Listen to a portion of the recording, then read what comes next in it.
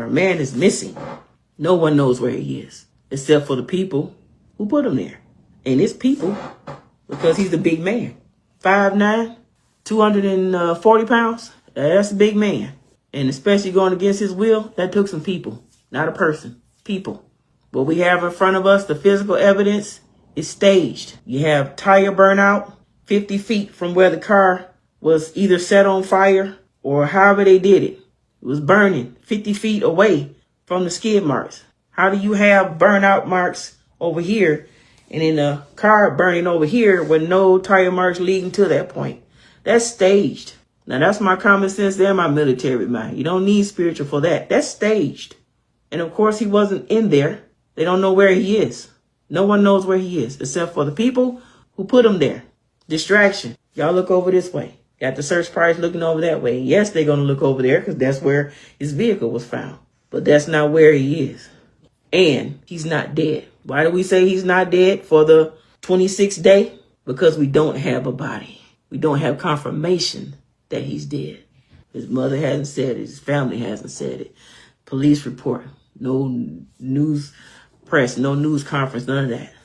No type of confirmation that this man is dead. Only thing that said is what?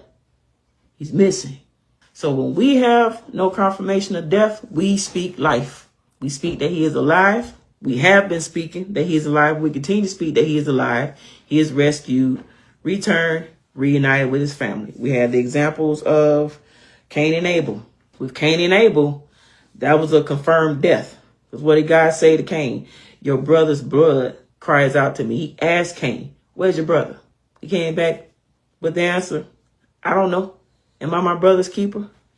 Then God said, listen, your brother's blood cries out to me. That's a confirmed death. We come back to the story of Joseph. His brothers, jealous of him, just like Cain was jealous of his brother. They fake his death. Make it look like he was attacked by a wild beast and killed. But what did they do? They attacked him, stripped him of his robe, threw him in a cistern, cut the robe up, killed the goat, spread the goat's blood all over the robe. Make it look like he was attacked by a wild beast. Made it look like he was dead. Presented that evidence to their father. And of course, the father's not going to question the brothers. He took their word for it. What they actually did was sold Joseph off into slavery. So for decades, their father believed that his son was dead. Yet he never had a confirmed word from God. Whether he asked God if his son was dead or not, I don't know none of that. God never confirmed to him that Joseph was dead. He just went off of what was presented in front of him, which looked good. That looked real convincing. Yeah, I sent my son off in the wilderness, the youngest boy, to go find the other brothers to see what they was doing. On the way there, he got attacked because the brothers told their dad, we found his robe along the way. That's what they said, which wasn't true. They stripped it off of him, attacked him, threw it in the cistern. So for decades, Jacob, Israel, same person, he thought his son Joseph was dead until decades later when the famine came. And Joseph he's a treasury over all the grain he's distributing all throughout the country, Wasn't confirmed. Even with 2 prostitutes who went to King Solomon. One mother, her child died. She swapped her baby out with another mother their babies were only 3 days apart. They had babies 3 days apart. One prostitute, she rolled over on her baby, smothered him, killed him. She swapped her baby out with another prostitute's baby who was sleeping. That prostitute woke up that morning to nurse her baby to see that the baby was dead. But when she got the baby in some good light, she could see that that wasn't her baby. So she already put 2 and 2 together. She knew that this other woman took her baby, swapped them out. So they went to the king. Just the woman swapped baby. The story they gave him back and forth. This is not my baby. That's her baby. My baby's alive. Her baby died. And so the king said, okay, cut the baby in half and then give one half and then give the other half. Now the prostitute whose baby died, she said, good.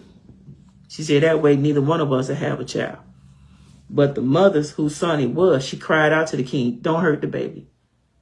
She was going to let her have the baby, knowing it was hers, but she didn't want the baby to die.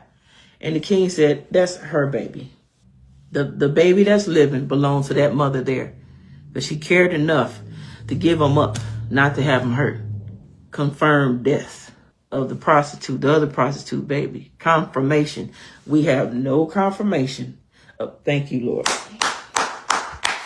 We have no confirmation of Lee Longmire Jr. being dead. So we continue to speak that he is alive, rescued, returned, reunited with his family.